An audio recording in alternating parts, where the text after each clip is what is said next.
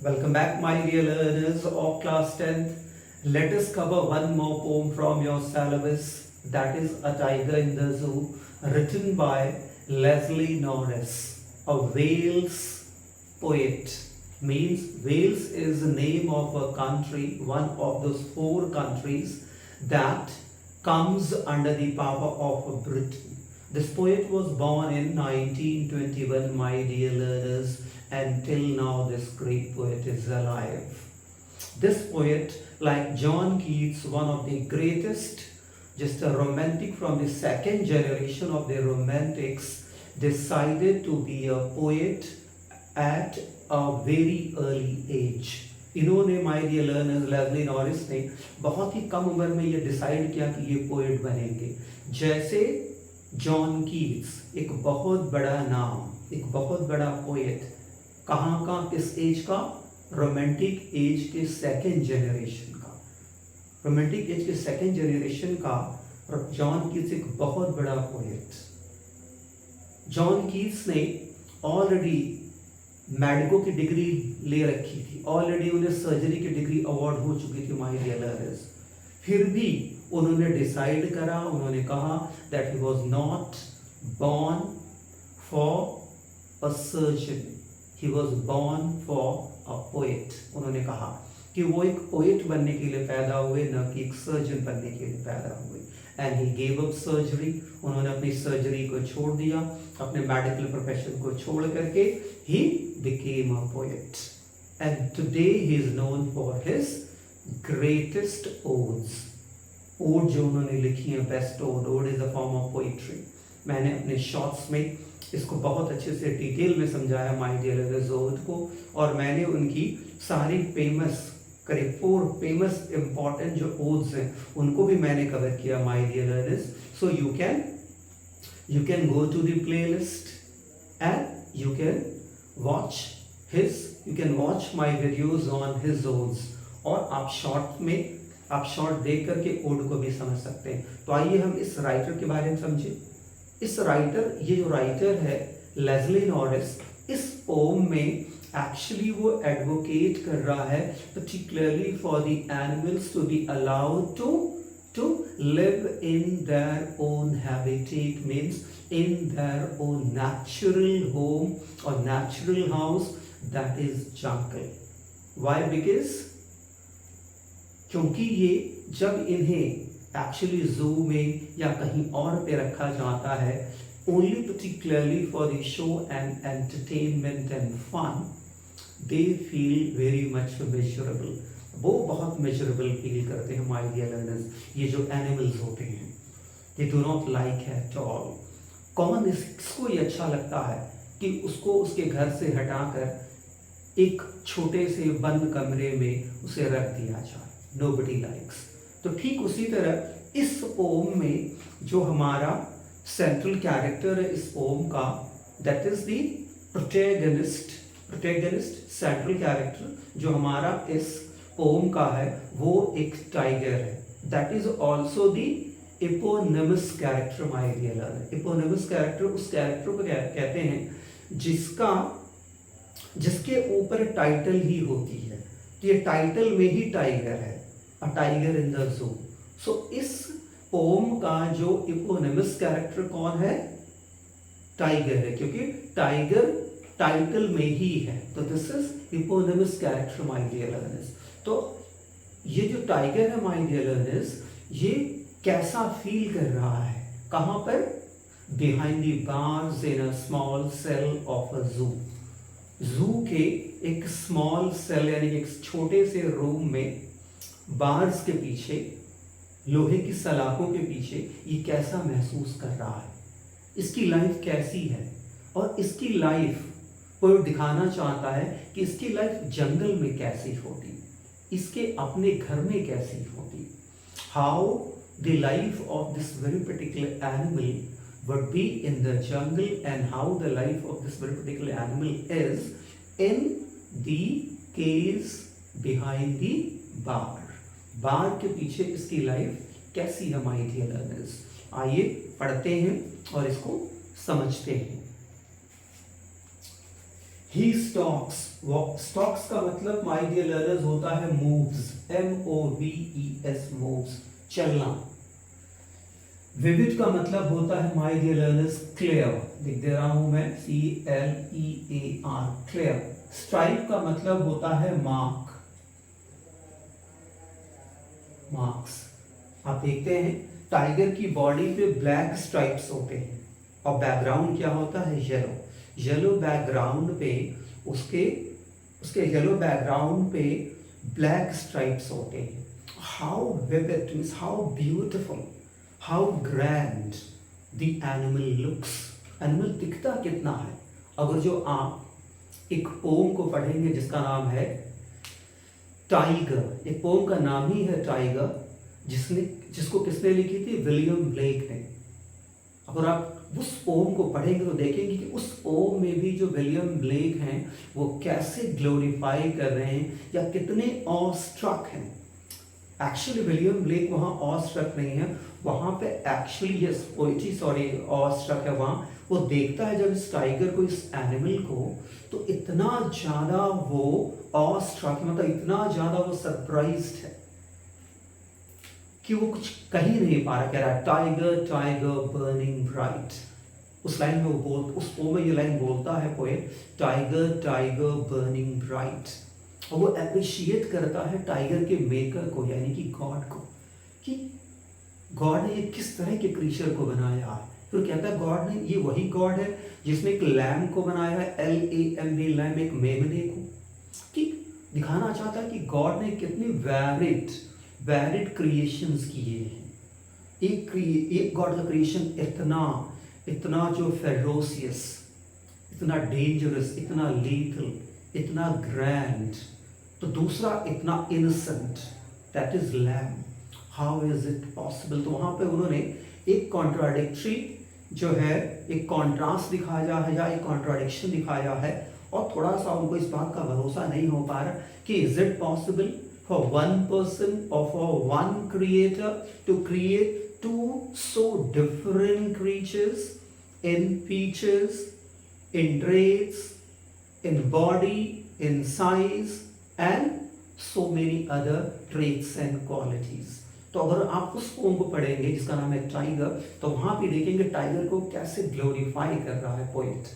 ठीक उसी तरह यहाँ पर भी ये जो पोएट हैं कौन, लेस्ली नॉरिस, वो दिखा रहे हैं how beautiful, how grand this tiger looks with its black stripes on the yellow background. कि येलो बैकग्राउंड पे इसकी जो स्किन है, इसकी जो हाइट है, जिसका जो बैकग्राउंड येलो, पूरा बॉडी येलो है, उस पूरा स्किन येलो है और उस पर ब्लैक स्ट्राइप्स हैं, वो क्लियर, कितने विविड, कितने ब्यूटीफुल दिखते हैं।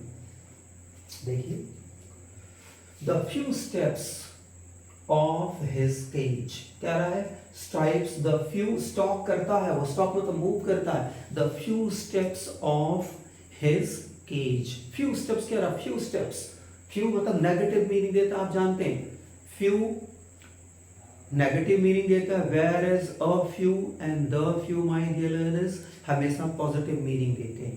तो यहाँ वो कह रहा few, ना कि ऑफ यू कह रहा है या द फ्यू कह रहा है। इट मीन्स कह रहा है कि कितना ज्यादा वो स्मॉल सेल है, CELL my dear cell, a very small room.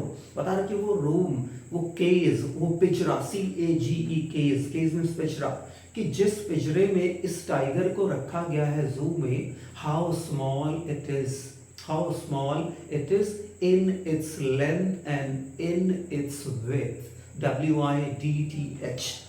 Width, इसकी लंबाई और चौड़ाई कितनी कम है, that this tiger is unable to move in a proper manner, कि टाइगर ये जो है प्रॉपर वे में इस जो है केस में, इस सेल में मूव भी नहीं कर पा रहा है। माय डियर लर्नर्स, दिखा रहा है कि how his power, his strength is somehow what tamed, somehow checked and controlled by the human, कि इंसान ने कैसे इसकी सारी पावर को, इसकी सारी स्ट्रेंथ को क्या कर दिया हुआ है, एक तरह से लिमिट कर दिया हुआ है, न्यूट्रलाइज कर दिया हुआ है। इसको कहाँ रखे?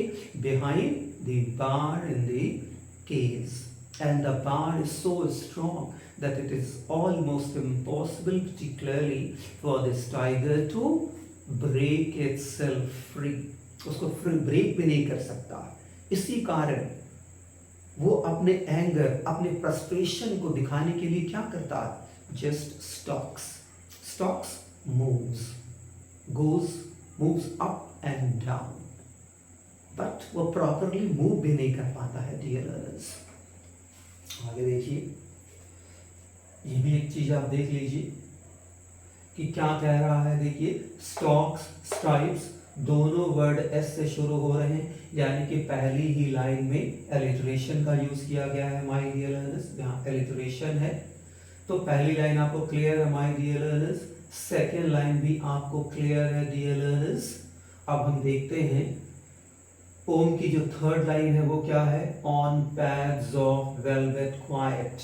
तो इसके जो पैड हैं, पैड यानी पॉ, PAW, जो इस टाइगर के जो पॉ हैं, इसके जो पंजे जिन पे ये चलता है, हाउ सॉफ्ट दे आर, वो कितने सॉफ्ट हैं, जस्ट लाइक द वेलवेट। तो उनको कह रहा है सीधे velvet, on pads of velvet quite.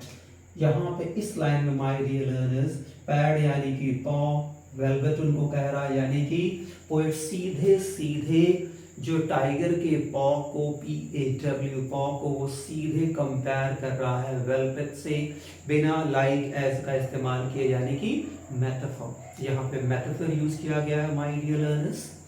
कह रहा है कि उसकी जो पॉ हैं, they are as soft as velvet, and it's all because of that when the tiger moves on its four paws, it does not make sound at all, or the paws of the tiger do not make a little sound at all. तो इतने वो soft हैं, इतने padding हैं कि वो थोड़े से भी आवाज नहीं करते my dear learners. Next, in his quiet rage. Quiet का मतलब होता है my dear learners silent, rage का मतलब होता है एंगर, ANGER। तो क्वाइट और रेज, एक तरफ क्वाइट कह रहा शांत, दूसरी तरफ कह रहा रे, दोनों ये वर्ड एक दूसरे के ऑपोजिट हैं। पहला वाला एडजेक्टिव है क्वाइट और दूसरा वाला नाउन है।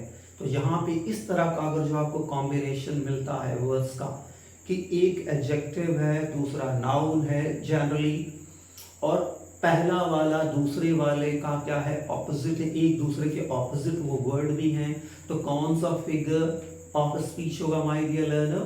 Oxymoron, OXYMORON। तो यहाँ पे ऑक्सीमोरॉन यूज किया गया है माय डियर लर्नर्स, कि ये जो टाइगर है क्वाइट रेज, ये बहुत ही गुस्से में है, but since this tiger cannot do anything at all, particularly for expressing its anger. That's why the poet has used the word quiet. ये टाइगर कुछ कर नहीं पा रहा अपने एंगर को क्या करने के लिए? एक्सप्रेस करने के लिए। ये इतना हेल्पलेस है, हेल्पलेस, मजबूर। तो यहाँ इस पोम में, माई स्लाइड में पोम की माय डियर लर्नर ने कौन सा figure of speech? Oxymoron. He should be lurking। अब देखिए यहाँ पोम का जो पहला स्टैंजा है, कितने लाइन का माय डियर लर्नर्स? 4 लाइन का, वो खत्म हो रहा, और यहाँ से पोम का दूसरा स्टैंजा शुरू हो रहा माय डियर लर्नर्स 4 लाइन का। तो पहले जो है स्टैंजा में वो दिखा रहा है एक टाइगर को। किस टाइगर को? वो टाइगर जो किस में है? एक केज में है, और वहां उसकी लाइफ कैसी है। अब वो इसी टाइगर को इमेजिन करेगा जंगल में, कि यदि ये टाइगर जंगल में होता, how his life would be. His life would be absolutely different. He would have been doing absolutely different action or different act. He would have been living in a very different manner.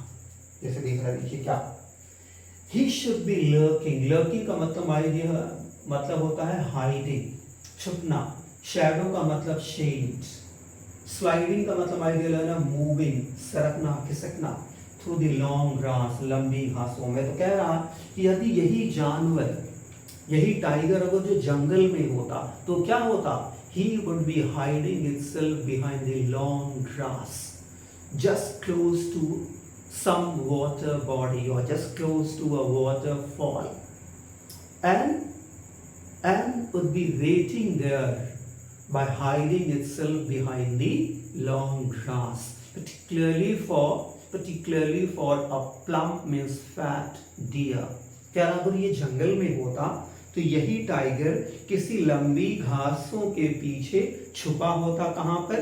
किसी river या किसी झरने के पास में। झरने को English में कहते हैं my dear learners waterfall, WATER water, FALL fall, waterfall. तो कह रहा अगर ये जो टाइगर कहां होता? जंगल में होता तो लंबी घासों के पीछे किसी झरने या रिवर के पास छुपा वेट कर रहा होता। किसका? एक प्लम्प डियर के आने का। और जैसे ही वो आता ये क्या करता? उसका शिकार करता। कह रहा, देखिए कह रहा, sliding through the long grasses near the water hole. Water hole आप कह सकते हैं कोई water body. Where plump, PLUMP, plump का मतलब आइडियल लर्नर होता है fat deer, pass means move. तो कह रहा अगर जो ये टाइगर जंगल में होता माय डियर लर्नर तो क्या कर रहा होता? जस्ट बिहाइंड सम लॉन्ग ग्रासेस, ये हिट छुपा हुआ होता किसी रिवर के पास, किसी वाटर बॉडी के पास, and would be waiting for a plump means fat deer to कम।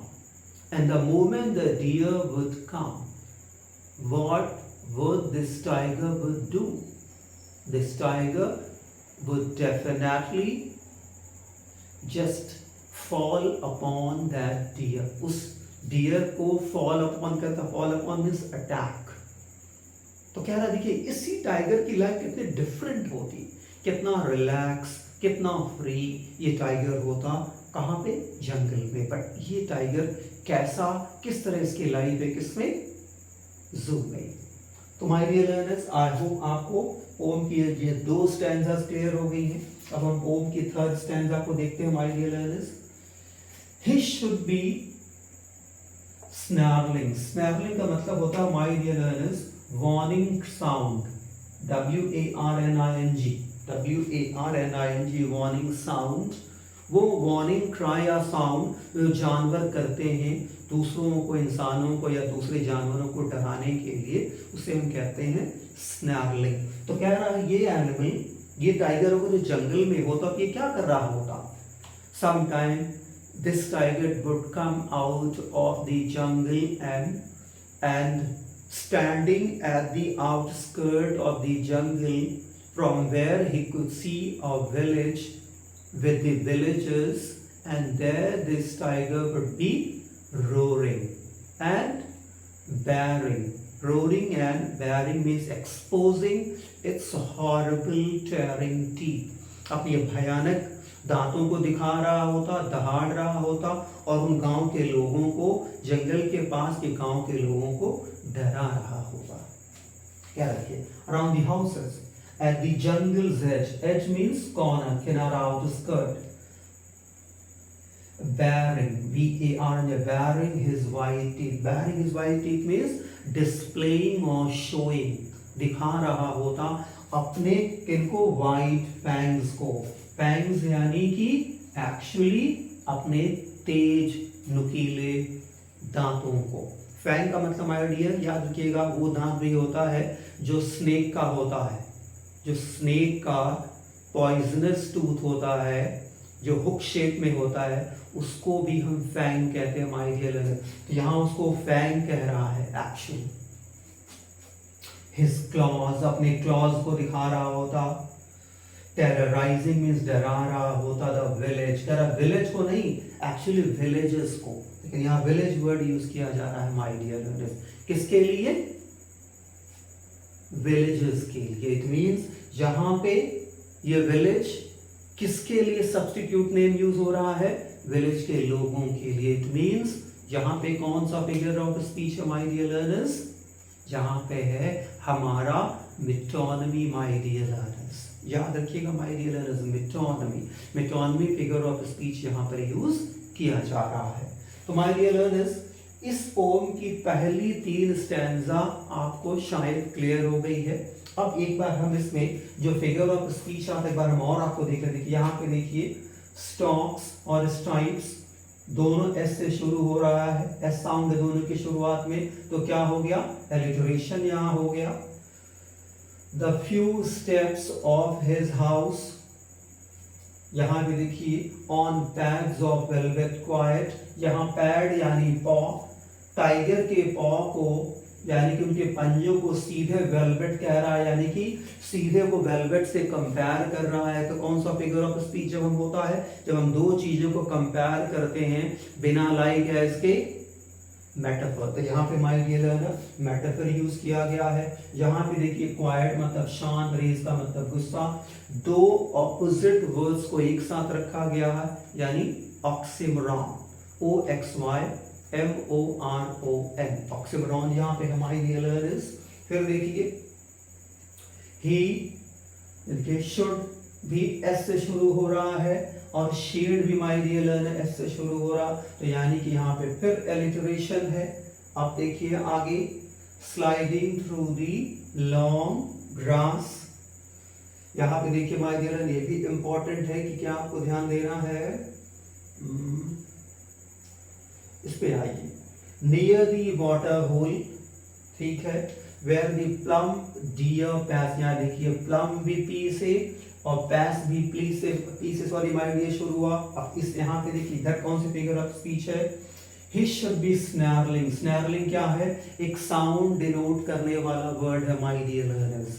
तो मैंने आपको बताया है जो जब ऐसे वर्ड्स पोम की लाइन में यूज किए जाएं जो एक्चुअली साउंड को डिनोट करते हैं, तो वहां पे कौन सा फिगर ऑफ स्पीच होता है my dear learners? Onomatopoeia, ONOMATOPOEIA। तो यहाँ onomatopoeia my dear learner use है, ध्यान रखिएगा। और यहाँ पर ये देखिए शुड भी एस से, स्नैरलिंग भी एस से, तो एलिटरेशन भी है। अब देखिए at the jungle's edge, baring, अब यहाँ देखिए बहुत इंपॉर्टेंट है, ये देखिए यहाँ पे भी बैरिंग में भी आए का साउंड, हिज में भी आए का साउंड, वाइट में भी आए का साउंड, यानी कि बार बार आए का साउंड रिपीट कर रहा है माय डियर लर्नर्स। तो कौन सा फिगर ऑफ स्पीच है? आए क्या है? वावल है। जब वावल साउंड रिपीट करेगा से माय डियर लर्नर्स, तो कौन सा फिगर ऑफ स्पीच होगा? Assonance, ASSONANCE। तो यहाँ assonance my dear learners use है। टेरराइजिंग दी विलेज, यहाँ विलेज यानी कि विलेजेस की बात हो रही, लेकिन वो कह रहा है विलेज, यानी कि कौन सा फिगर ऑफ स्पीच मैंने बताया माय डियर लर्नर्स? जब हम कोई सब्स्टिट्यूट नेम यूज करते हैं किसी के लिए जो उसी से एसोसिएटेड होता है, तो मेटोनमी। तो माय डियर लर्नर्स ये कुछ फिगर ऑफ स्पीच हैं जो पोम की फर्स्ट 3 स्टैंजा में यूज हुआ है। अब आइए हम देखते हैं पोम का 4th और 5th स्टैंजा।